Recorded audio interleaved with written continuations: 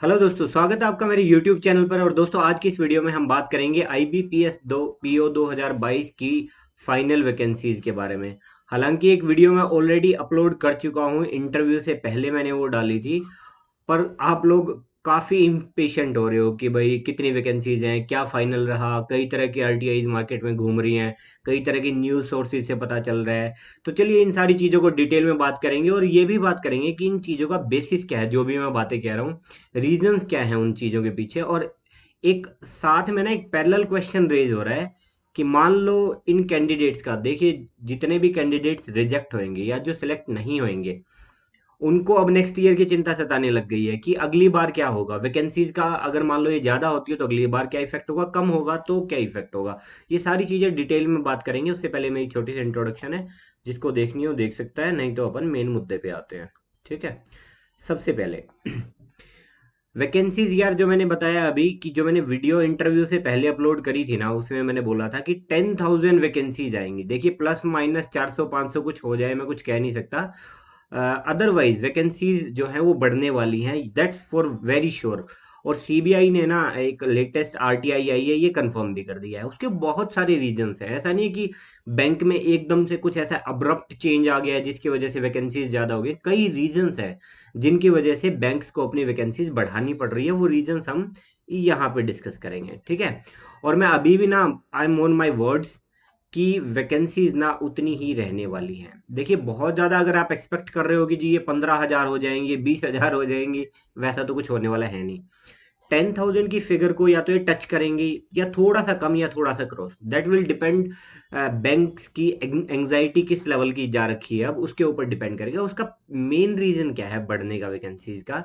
देखिए previous year के trends को देखे ना, तो रिटेंशन रेट जो नए एम्प्लॉयज आते हैं, चाहे PO में आए चाहे वो क्लैरिकल में आए, वो बहुत फास्ट डिक्लाइन हो रहा है। उसके मल्टीपल रीजंस हैं, किसी और दिन बात करेंगे कि लोग बैंक्स को क्यों छोड़ रहे हैं, और लोग फिर अगर उनको छोड़ना होता तो बैंक में क्यों आ रहे हैं। उस चीज का रीजन ना मैं अपनी वीडियो में कवर करूंगा, जो मैं अपने चैनल पे लेके आने वाला हूँ, कि मैंने आखिर बैंक क्यों छोड़ा था। एक बैंक में तो मैंने ज्वाइन ही नहीं किया था, दो बैंक में इनफैक्ट मैंने ज्वाइन नहीं करा था, और तीसरे में मैंने ज्वाइन किया था, कुछ टाइम काम किया और उसके बाद मैंने उसको छोड़ दिया था। और उसी के साथ एक और वीडियो, आप लोग काफ़ी कमेंट सेक्शन में पूछते रहते हैं कि जी आपने कैसे क्रैक किया था। आप अपनी स्ट्रेटजी शेयर करिए, आप अपनी टिप्स या जो भी सब्जेक्ट्स बुक्स टॉपिक्स जो भी हैं, अपनी स्ट्रेटजी शेयर करिए। एक्चुअली मैंने जो पहला PO का एग्ज़ाम था वो 4 मंथ्स में क्रैक किया था। डिटेल में बात बताऊंगा आपको कि कैसे क्रैक हुआ था, क्या उसके पीछे की कहानी थी। वो जब आप देखोगे ना, तब आपको ये 4 मंथ्स जस्टिफाई लगेंगे। अब चलो वीडियो के टॉपिक पे ही रहते हैं कि इसके रीजंस क्या हैं, क्यों बैंक्स अभी वैकेंसीज बढ़ा रहे हैं और क्यों ये अंदाजा लगा रहा है कि और भी बैंकों की वैकेंसी बढ़ेंगी। देखिए SSC 2022 में ना आज तक जो काम नहीं हुआ था, वो काम किया है SSC ने। 30,000 की वैकेंसी शायद कभी बाबा आदम के ज़माने में SSC कंडक्ट करवाता होगा। तो अदरवाइज नियर रिसेंट पास्ट में ना कभी इतनी वैकेंसीज नहीं आई है। उसका भी अपने इंटरनल रीजन है कि उतनी वैकेंसीज क्यों है, वो एक सेपरेट वीडियो का टॉपिक है। बट पॉइंट ये है कि उन्होंने 30,000 वैकेंसीज अनाउंस कर दी है। देखिए बैंक में जो लोग सेलेक्ट होते हैं ना, जो मान के चलिए जिसने बैंक के प्री मेंस इंटरव्यू निकाल दिए, that means they are intelligent crowd, कि भाई उनको आता तो है। तो वो SSC में क्यों फेल हो, इसकी कोई खास वजह नहीं है। कुछ लोग नहीं कर पाते क्योंकि बैंक को कुछ ज़्यादा ही सीरियसली ले लेते हैं, या फिर उनके कभी प्लान में भी नहीं होता कि उनको बैंक छोड़ के जाना है। अदरवाइज जो बैंक में सिलेक्ट हो रहा है वो SSC में सिलेक्ट हो सकता है, और जो SSC में सिलेक्ट हो रखा है वो बैंक में भी सिलेक्ट होने के लिए भी उतना ही कैपेबल है। तो हो क्या रहा है कि बहुत सारे एग्जिस्टिंग एम्प्लॉई है, मान लो 19 बैच के, 20 बैच के, 21 बैच के, जो बैंक से परेशान है for so and so reasons. वो लोग SSC की तैयारी कर रहे थे, और ये वैकेंसी उनको भी, मतलब यूं समझ लो कि डूबते को तिनके का सहारा मिला है। तो बहुत सारे लोग इसमें कूदेंगे। ऑलरेडी बैंक को ये बात पता चल चुकी है। क्यों पता चल चुकी है? जब भी आप बैंक में रहते किसी एग्जाम के लिए अप्लाई करते हो, तो आप एक इंटीमेशन देते हो, वो हेड ऑफिस में जाता है। वो इंटीमेशन की फाइल ना बढ़ती जा रही है हर जगह पे, और वो कई सारे रीजन है जो इंटीमेशन की फाइल बढ़ रही है। SSC 2021, ये तो 22 का फैक्टर है जिसमें आनी है वैकेंसी। SSC 2021 की ऑलरेडी जो है रिजल्ट आ गया है। रिजल्ट आने के बाद कई लोगों ने अपने बैंक में इंटीमेट कर दिया जी कि सो एंड सो रिजल्ट आ गया है, और as and when I will try to leave the organisation, please relieve me accordingly. क्या होता है ना कि कई जगह बॉन्ड होता है, तो इसीलिए जैसे ही रिजल्ट आता है तो आप इंटीमेट करते हो। अब जैसी वो इंटीमेशन की लिस्ट बढ़ रही है ना, बैंक्स की वरीज बढ़ रही हैं, तो मान के चलिए 8-10 हज़ार जितने भी बच्चों का रिजल्ट आया, मान के चलिए उसमें 1 से 1.5 हज़ार के करीब बैंकर्स जरूर होंगे, और उन्होंने अपने बैंक में, रिस्पेक्टिव बैंक में इंटीमेट कर दिया है कि कोई भी नहीं चाहता कि यार एंडिंग जो है वो स्मूथ ना हो, बिना काम की ट्रबल्स क्रिएट हो। तो इस वजह से बैंक ने दोबारा थिंक ऑफ किया है कि भाई क्या करें, वैकेंसीज बढ़ा देते हैं, अभी तो अपने पास चांस है, क्योंकि अगली वैकेंसी आने में फिर से 1 साल लग जाएगा। दूसरा, ये तो एग्जिस्टिंग बैंकर्स है। देखिए जो रेट यहाँ पे है उससे ज़्यादा हाई चांसेस यहाँ के बच्चों के हैं, क्योंकि देखिए वो फिर एग्जिस्टिंग 2 साल से काम कर रहे हैं, तो वो थोड़ा सा ना, उनका मेटल थोड़ा सा कम हो चुका है अब। बट जो नए बच्चे, जो आप लोग हो, वो जो तैयारी कर रहे हैं साथ के साथ एसएससी में, वो भी तो वहाँ पे जाएंगे ना बॉस। या तो वो इमीडिएटली चले जाएंगे, एसएससी 2021 में चले गए, या 22 में जाने की संभावना है। तो बैंक को अपना भी तो एक बैच रिटेन करना है ना, कि मान लो 400 लोग आए, 200 चले गए, तो ऐसे तो, और 200 पीछे वाले चले गए, तो मतलब उनके पास जो वर्किंग स्ट्रेंथ कहाँ से आएगी। तो इसी तरह से वो अपनी वैकेंसीज बढ़ा रहे हैं कि मान लो 1,000 लिए, 300 लोग चले गए, 200 लोग चले गए, इन फॉर दैट से 100 लोग भी चले गए, तो एटलीस्ट एक कंसिडरेबल अमाउंट ऑफ चंक जो है उनके पास बच जाएगा। मेन रीजन यही है। दूसरा भी रीजन है एक और, रेलवे की भी ज्वाइनिंग्स आ रही है, ये काफ़ी मतलब डिलेड एग्जाम होते हैं इनके। जब भी इनकी ज्वाइनिंग आती है तो डायरेक्टली बैंक के ऊपर इफेक्ट आता है, क्योंकि बैंक के ही लोग सबसे ज़्यादा ना वो आइटम होते हैं जो अपने ऑर्बिट से बाहर कूदने को तैयार होते हैं।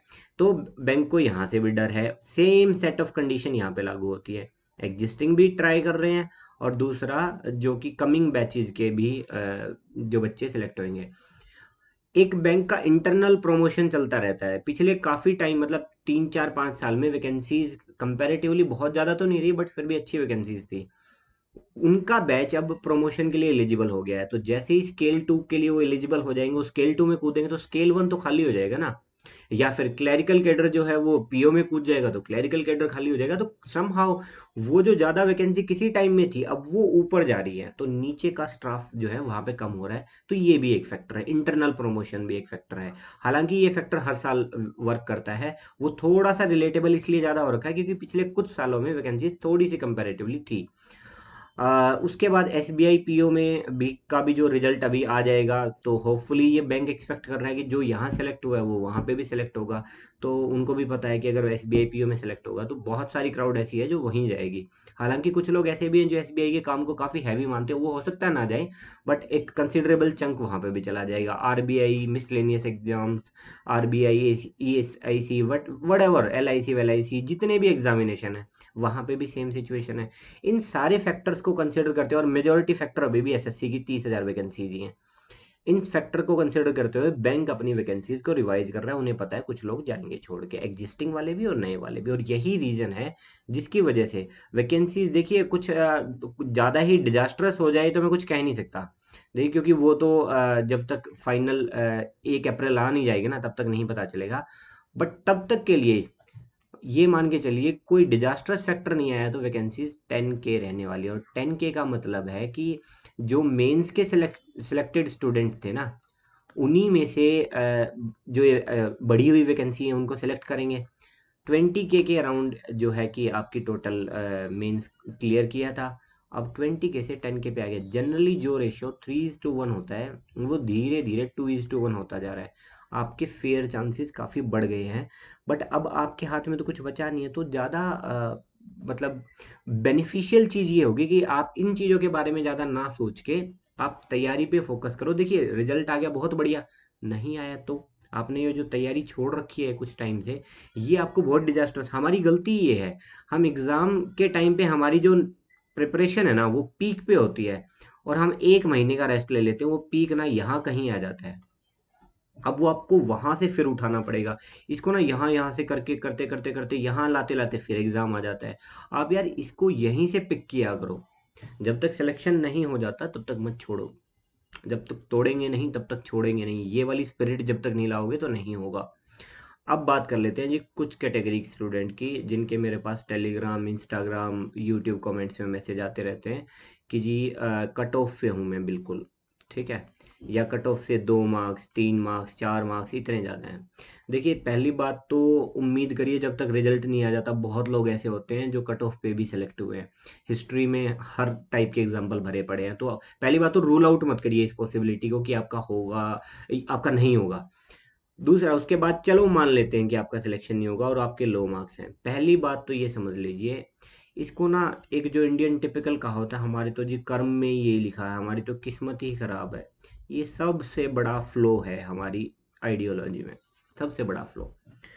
मुझे एक बात बताइए कि अगर आपने इस बात को अपनी किस्मत या भगवान के ऊपर डाल दिया, तो इज देयर एनी पावर कि जो आप सिलेक्ट करवा सकते हो अपने आप को? क्योंकि आपकी फेलियर का रीजन तो आपने भगवान पे और किस्मत पे डाल दिया। तो आपने अपने पास से पावर उठा के अपने आप को सिलेक्ट करवाने की पावर जो आपके पास ही है, वो भगवान पे या किस्मत पे डाल दी। इसका मतलब आपने क्या कर लिया, अपनी ही पावर्स को शेड ऑफ कर दिया। अब तो भगवान ही करेंगे, तो हो गए वीक ना, ये नहीं करना। दोस्त, भगवान भी उन्हीं का साथ देता है। अगर इस आइडियोलॉजी में बिलीव करते हो ना, तो भगवान भी उसी का साथ देता है जो खुद का साथ देता है। मुझे ये बताओ, अगर ये लक वाली चीज होती तो ऐसा क्यों होता है कि same set of people SBI में सिलेक्ट होते हैं, same set of people IBS में, आईबीपीएस में, आरबीआई में, एलआईसी में, एसएससी में, हर जगह वही लोग क्यों सिलेक्ट होते रहते हैं? किस्मत के अकॉर्डिंग तो उनका हर जगह चांस नहीं लगना चाहिए ना। इट्स नॉट अबाउट किस्मत। किस्मत का है रोल, कितना रोल है, जैसे कि अब मान के चलो अभी बैंकिंग में जो आपका चल रहा है एग्जाम, उसमें जितना इंटरव्यू का रोल है ना, उतना ही किस्मत का रोल है। अगर आपने रिटर्न में बढ़िया फोड़ रखा है ना, तो किस्मत कितनी ही लौट जाए रास्ते में, आपका सिलेक्शन होके रहेगा। क्योंकि आपने रिटर्न में मान लो 15 या 20 मार्क्स का प्लस ले रखा है, इंटरव्यू में जस्ट पास हो गया, आप रायता नहीं फैला के आए, तो हो गया आपका सिलेक्शन। कहाँ आया भगवान बीच में, कहाँ आई किस्मत बीच में? ना, उनका रोल है, पर तब ज्यादा है जब आप वीकर कंडीशन में हो। पर अगर आपने तैयारी इतनी जबरदस्त कर रखी है ना, किस्मत नहीं रोक पाएगी दोस्त आपको। किस्मत कब तक रोकेगी? 1 साल, 2 साल, 3 साल, बहुत लोग हैं ऐसे जो 3 साल तक नहीं सिलेक्ट होते और फिर लाइन से सिलेक्ट होते हैं। तो वो तो आप मतलब, एक तो ये भगवान वाला छोड़ दो मुद्दा कि उसने कर रखा है, किस्मत ने कर रखा है, इसको वापस लो, अपने पास ही पावर वापस लाओ कि मेरी वजह से हुआ हूँ, ताकि आप अपनी आप चीजों को ठीक करके सिलेक्ट हो सको। भगवान तो ठीक कर ही नहीं पाएगा ना, भगवान के ऊपर आपका क्या कंट्रोल है? वो तो अगर करेंगे तो करेंगे, नहीं तो नहीं करेंगे। तो इन चीजों को छोड़ दो पहली बात तो। मेजोरिटी चंक जो होता है ना आपकी सक्सेस के अंदर, वो आपके एफर्ट्स का है। और देखिए, जितना आप हार्ड वर्क करते जाएंगे उतना ही आप लकी होते जाएंगे। ये एक कहावत भी है, harder you work luckier you get. तो इन चीज़ों का कोई मतलब नहीं है। मेहनत करोगे, सिलेक्शन कोई रोक नहीं पाएगा। नहीं करोगे, बहाना आप ढूंढ लोगे। ठीक है, उसको आप छोड़ दीजिए। अब चलते हैं, अब इसके बाद की बात क्या है। भाई मान लो जो वैकेंसीज आई है इनका, जो बम्पर वैकेंसीज आई है, इनका नेक्स्ट ईयर के ऊपर क्या इम्पैक्ट आने वाला है? देखिए, जब भी हिस्ट्री में पीछे उठा के देख लीजिए, जब भी किसी साल में हाई वैकेंसीज आती है, नेक्स्ट ईयर उनका अच्छा इम्पैक्ट ही जाता है। रीजन है उसका, एसबीआई में अच्छी थी, एसएससी में अच्छी थी। अब बच्चे जो सिलेक्ट होंगे, जैसे अभी मैंने बात कही कि सिमिलर सेट ऑफ पीपल जो है वो हर जगह सेलेक्ट होते हैं, तो एक बार के लिए जरूर ऑक्यूपाई होंगी ये vacancy similar set of people से, क्योंकि उन्हें पता ही नहीं है कि ये बंदा ज्वाइन करेगा कि नहीं करेगा। But by the end of the next year, जब तक वो अगले साल का एग्जाम होगा, चाहे वो एसएससी का हो, बैंक का हो, एसबीआई का हो, उनको जो ज्वाइनिंग नहीं मिलेगी ना, ज्वाइनिंग कम होएंगी या फिर छोड़ के जाएंगे, जो लीव करेंगे ऑर्गेनाइजेशन को, तो वैकेंसीज दोबारा से क्रिएट होंगी। मतलब हमेशा फॉलोइंग ईयर में बहुत अच्छा इंपैक्ट होता है। तो सेम यहाँ पे होगा, चाहे वो एसबीआई हो, आईबीपीएस हो, पीओ क्लर्क हो, हर जगह बम्पर वैकेंसी है। तो अगली बार ये वैकेंसी या तो दोबारा से खाली होएंगी, या बंदा इधर से शिफ्ट होएगा, एसएससी से उठ के बैंक में जाएगा, बैंक से उठ के एलआईसी में जाएगा तो बैंक की वैकेंसी खाली होएगी, बैंक में आएगा तो एसएससी की वैकेंसी खाली होएगी। ओवरऑल आपके लिए नेक्स्ट ईयर बहुत अच्छी वैकेंसीज आने वाली है। अगर आपके लो मार्क्स हैं, तब आपको ये बता रहा हूँ। आप अगर यहाँ तक खड़े हो कि प्री और मेंस आपने निकाल लिया है, तो अब आपको अपनी स्किल्स को बस पॉलिश करने की जरूरत है और आपका हो गया है। आपकी नाव ना पूरा समुद्र पार करके बिल्कुल कोने पे खड़ी है। अब कोने पे खड़े खड़े आप सोच रहे हो, डूबेगी तो नहीं, डूबेगी तो नहीं। अरे भाई, तू कोने पे आ चुका है, बस तुझे बस एंकर डालना और निकलना बाहर, हो जाएगा काम। थोड़ा सा पॉलिश कर अपनी स्किल्स को और बात बन जाएगी अपनी। जितनी भी वीडियोस हैं उनकी पीडीएफ आपको मेरे टेलीग्राम चैनल पे मिल जाएंगी, ये इसका लिंक है। और दूसरा, जिन लोगों का एसबीआई में या यूं समझ लो आगे भी पीओ की तैयारी कर रहे हैं, उनके लिए 3 प्लेलिस्ट बहुत ज़रूरी होने वाली है। इनको देख लिया करो, आपकी आप ही के काम की वीडियोस हैं। और बहुत अच्छा कंटेंट अब आने वाले टाइम पे इस चैनल पे आपको मिल जाएगा। और thank you so much for watching. जय हिंद, जय भारत।